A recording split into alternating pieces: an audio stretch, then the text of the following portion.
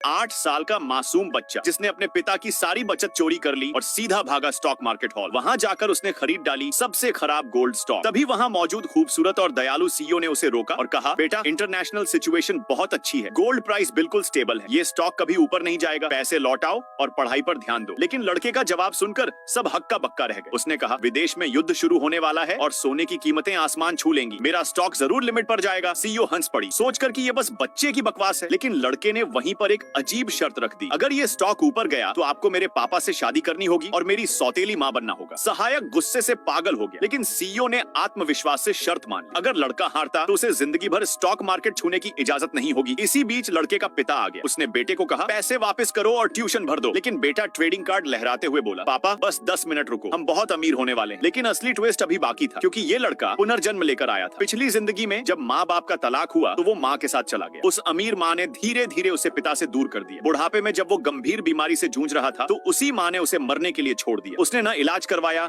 न साथ दिया, बल्कि अपनी दौलत किसी और को दे दी। मरने से कुछ सेकंड पहले उसे पता चला कि उसकी सारी परवरिश के खर्चे उसके पिता उठाते थे। पछतावे और आंसुओं में उसकी मौत हो गई। लेकिन शायद किस्मत ने उसे दूसरा मौका दिया। वो लौट आया 8 साल की उम्र में, उसी दिन जब उसके माता पिता का तलाक हुआ था। इस बार उसने माँ का हाथ झटक कर पिता का हाथ थामा और तलाक के कागज पर अंगूठा लगाया। माँ को घर से निकाल दिया और पिता के साथ रहने का फैसला किया। पिता भावुक होकर अपनी सारी बचत बेटे की पढ़ाई में लगाने को तैयार हो गया। लेकिन बेटा सीधा फिर स्टॉक मार्केट भागा, सबसे गिरता हुआ स्टॉक खरीद लिया। तभी उसकी लालची माँ आ पहुंची, एक अमीर दूसरी पीढ़ी के वारिस का हाथ पकड़े हुए। उस अमीर लड़के ने उनका मजाक उड़ाते हुए कहा, तुम दोनों गरीब लोग कभी ऊपर नहीं उठ सकते। माँ ने भी बेटे को घृणा से देखा और कहा, हालांकि तू मेरा बेटा है, लेकिन अब तू मुझे घिनौना लगता है। इतना ही नहीं, उस घमंडी लड़के ने उसके पिता को थप्पड़ मार दिया और धमकी दी, 3 मिनट में अगर स्टॉक ऊपर नहीं गया तो तुम दोनों मेरे नौकर बनोगे। कमरे में माहौल तनावपूर्ण हो गया। माँ ताने मार रही थी, कह रही थी, मान लो हार। पिता डर गया था, लेकिन बेटा अब भी शांत और आत्मविश्वासी था। 3 मिनट खत्म होने में बस 10 सेकंड बचे थे। स्टॉक अब भी गिर रहा था, लेकिन अचानक